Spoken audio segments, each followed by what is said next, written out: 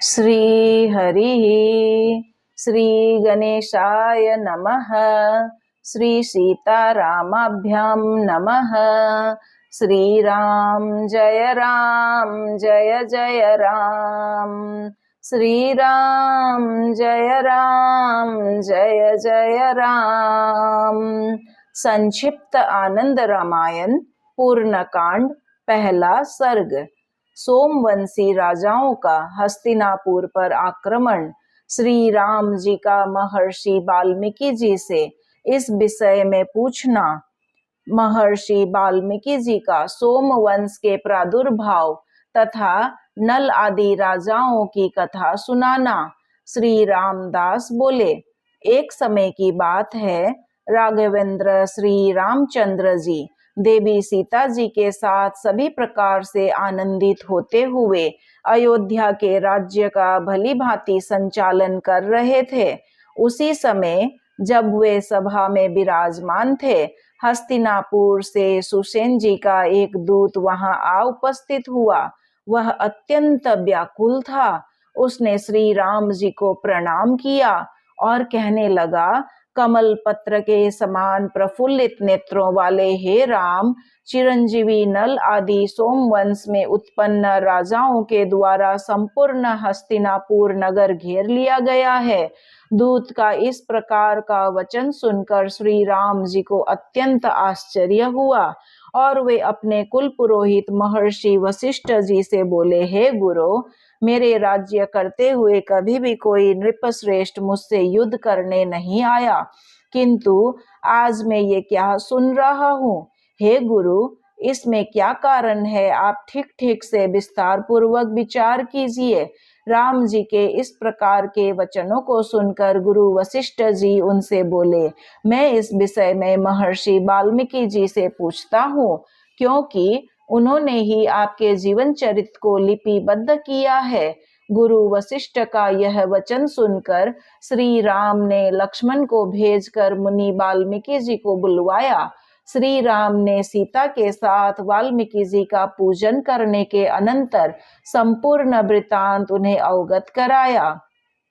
इस पर मुनि वाल्मीकि जी कुछ मुस्कुराते हुए राम जी से कहने लगे, हे राजेंद्र, क्या आप इस बात को नहीं जान रहे हैं जो कि विनोद में मुझसे पूछ रहे हैं? अच्छा, ठीक है, तो आप मेरी बात सुने, जिसे आपके सभी प्रियजन भी सुने।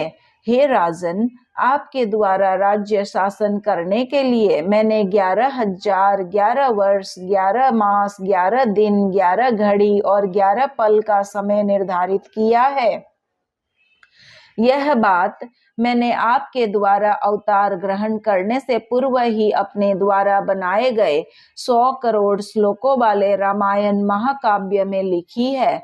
उसमें से इस समय 11,000 11 वर्ष व्यतीत हो चुके हैं। अब 11 मास 11 दिन 11 घड़ी और 11 पल आपकी आयु शेष है। हे प्रभु, आप के अवतार के पूर्ण होने का समय आ गया है। हे राजेंद्र, अब आप अपने पूर्वज राजर्षि भागीरथ के द्वारा पृथ्वी तल में लाई गई भागीरथी गंगा जी के पवित्र जल में यथाविधि स्नान आदि क्रिया संपन्न करने के अनंतर ब्रह्मा आदि देवताओं द्वारा स्तुत होते हुए अपने परम धाम को प्राप्त करेंगे। मुनिवर वाल्मीकि जी के इस प्रकार के वचनों को सुनकर राघवेंद्र श्री राम बोले, हे मुने, अभी तक ये नल आदि राजा कहाँ थे और आज कहाँ से अकस्मात आ गए? यह सब आप मुझे विस्तार से बताएं। राम जी के वचनों को सुनकर मुनि वाल्मीकि कहने लगे, हे महाबाहु श्री राम, सुनिए, मैं सारी बातें आपको बताता हूँ। पूर्व काल में सतयुग की बात है। बैसाख मास की पूर्णिमा तिथि को महर्षि अत्रि के तेज से एक बालक प्रकट हुआ। चूंकि सोम के दर्शन से वह बालक प्रकट हुआ था, इसी कारण उसका सोम यह नाम प्रसिद्ध हुआ और वह अत्रि मुनि का पुत्र कहलाया। सोम ने गंगा जी के पवित्र तट पर कठोर तपस्या प्रारंभ की। उसी बीच में वहां एक हाथी आ पहुंचा, किंतु उस हाथी को कुछ पक्षियों ने मिलकर मार डाला। यह सब पक्षियों का पराक्रम उसी भूमि का प्रभाव था। यह देखकर सोम ने वहां पर एक नगर बसाया। चूंकि हस्ती हाथी के विनष्ट होने से वह नगर बसा था, अतः उसका हस्तिनापुर यह नाम प्रसिद्ध हो गया। तदंतर वहां के पुरवासियों ने सोम को ही वहां का राजा बना लिया। उन सोम का बुद्ध नामक एक पुत्र उत्पन्न हुआ। उन दिनों द्वीपों सहित संपूर्ण भूमंडल को अपने अधीन बना लिया और फिर वे दोनों देवलोक गए। वहां से देवताओं पर भी विजय प्राप्त कर ली और फिर उन्हें छोड़ भी दिया। तदंतर वे प्रसन्नता पूर्वक स्वर्गलोक में निवास करने लगे। उन दोनों को ब्रह्मा जी ने अनेक वर प्रदान किए और कहा, तुम दोनों मेरे वंश में उत्पन्न हुए हो। तुमने सभी देवताओं सहित मुझे भी जीतकर मुक्त कर दिया है। अतः मैं तुम दोनों को वर प्रदान करता हूँ, उसे तुम दोनों सुनो। तुम्हारे वंश में 3 पीढ़ी से 7 पीढ़ी तक जो राजा होंगे वे किसी से भी पराजित नहीं होंगे। इस प्रकार वर प्रदान कर ब्रह्मा जी अपने लोक को चले गए। तदंतर देवराज इंद्र ने अपनी पुत्री अत्यंत सुंदर पद्मावती नाम की कन्या को सोम के लिए प्रदान किया। इस प्रकार आनंद पूर्वक रहते हुए सोम और बुध ने बहुत समय तक स्वर्गलोक में निवास किया। बुध का पुत्र पृथ्वी पर पुरुरवा नाम से विख्यात हुआ। उसने हस्तिनापुर पर धर्म पूर्वक शासन किया। पुरुरवा का गव्य नामक पुत्र उत्पन्न हुआ और गव्य का पुत्र अल्प कहलाया। अल्प का पुत्र नल हुआ, जो समस्त प्रकार के ऐश्वर्य से संपन्न था। उसने दिक्पालों पर विजय प्राप्त करने के लिए उद्योग किया। उसने हस्तिनापुर के राज्य का दायित्व पुरुरवा आदि अपने 3 पूर्वजों को सौंप दिया और वह स्वयं 7 द्वीपों के श्रेष्ठ राजाओं को साथ लेकर श्रेष्ठ मेरु पर्वत पर जा पहुंचा। वहां उसने सर्वप्रथम दिक्पाल अग्नि पर विजय प्राप्त की। तदंतर यम निवृत्ति को जीतकर वह रावण आदि के साथ वरुण को जीतने के लिए गया। हे राम, उसी समय रावण अपनी सेना को साथ लेकर शीघ्र ही स्वर्गलोक जा पहुंचा। वहां उसने इंद्र आदि देवताओं पर विजय प्राप्त कर ली और इंद्र आदि देवों को लेकर अपने लंका में चला गया। तब सोम अपने पुत्र को तथा मित्रों को लेकर रावण से युद्ध करने लगा और इंद्र आदि देवों को उसके बंधन से मुक्त कराने के लिए चल पड़ा। उसी समय शीघ्र ही वहां पहुंचकर ब्रह्मा जी ने सोम को युद्ध करने से मना किया और कहा कि मैंने उसे यह वरदान किया है कि रामा अवतार में साक्षात विष्णु ही नर रूप धारण कर उसका वध करेंगे। अतः तुम रावण से युद्ध करने के लिए मत जाओ। ब्रह्मा जी का इस प्रकार का वचन सुनकर सोम पुनः अमरावतीपुरी में चले गए।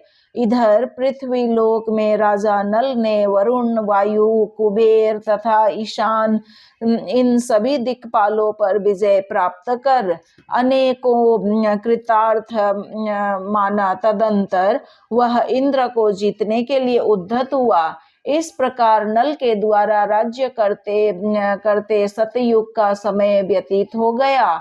त्रेता युग की समाप्ति पर उसने अन्य वीरों को तो देखा, किंतु रावण को नहीं देखा। उसे अपने दूतों से ज्ञात हुआ कि रावण पृथ्वी लोक में है। उसने पुनः देवताओं को अपने अधीन किया और फिर लंका को भी अपने अधीन कर लिया। कुछ समय बीत जाने पर नल का निधुक नामक एक पुत्र उत्पन्न हुआ। निधुक का पुत्र जातिकर हुआ और उसका पुत्र वसुद कहलाया। वसुद का पुत्र लघुश्रुत और उसका पुत्र हुआ सूरथ। सूरथ का पुत्र अजमीढ़ हुआ। उस प्रकार वंश की वृद्धि होती गई।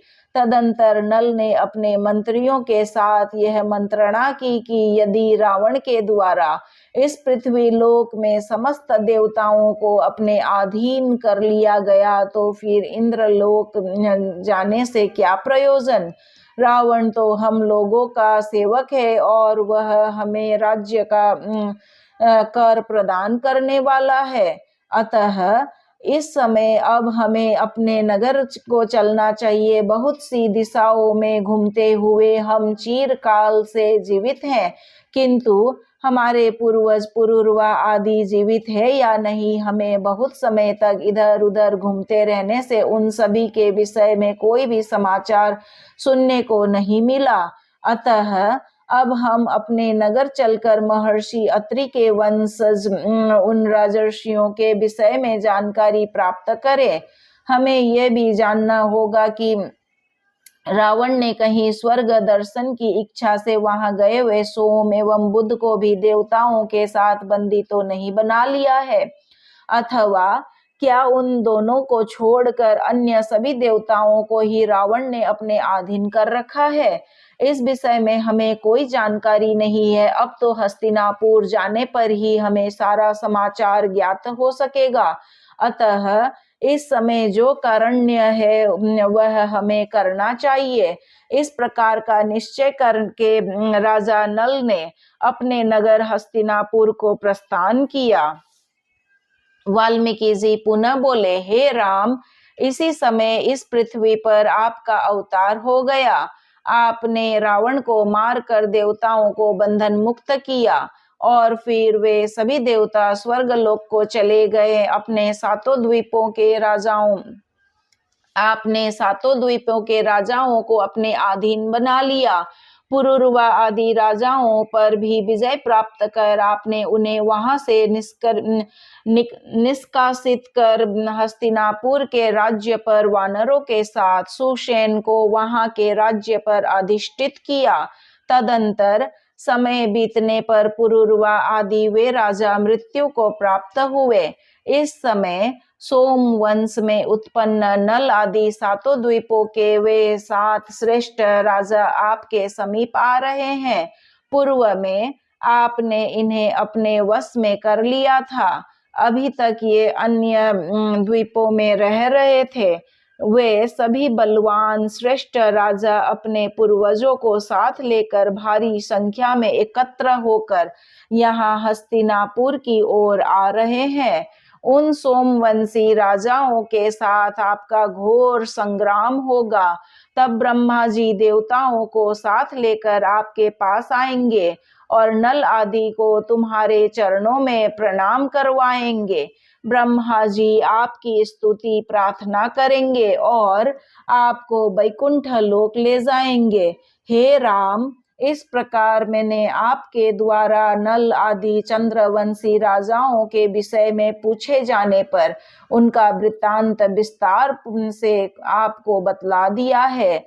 हे राम, इस प्रकार से मैंने विवाह कांड से प्रारंभ कर संपूर्ण मंगलदायिनी एवं आनंद प्रदान करने वाली रामायण की कथा आपको सुना दी है। हे रघुनंदन, अब वह संपूर्ण पुनीत कथा आप अपने लव एवं कुश नामक दोनों पुत्रों के मुख से सुने। श्री राम से इतना कहने के अनंतर महर्षि वाल्मीकि जी ने कुश और लव को कथा सुनाने की आज्ञा प्रदान की। तब उन दोनों कुमारों ने विवाह कांड से आगे के 4 कांडों की कथा श्री राम जी को सुनाई। वह सब सुनकर राघवेंद्र श्री राम जी को अत्यंत प्रसन्नता हुई। इसके साथ ही अन्य सभी जनों को भी प्रभु श्री राम के वैकुंठ गमन का वृत्तांत ज्ञात हुआ। सर्ग 1 यहाँ पर संपूर्ण हुआ। श्रीमन्नारायण नारायण नारायण भज मन हरि नारायण नारायण नारायण। बोलो हरि नारायण नारायण नारायण। मेरे नारायण नारायण नारायण। आपके नारायण नारायण नारायण। इनके नारायण नारायण नारायण। हम सबके नारायण नारायण नारायण।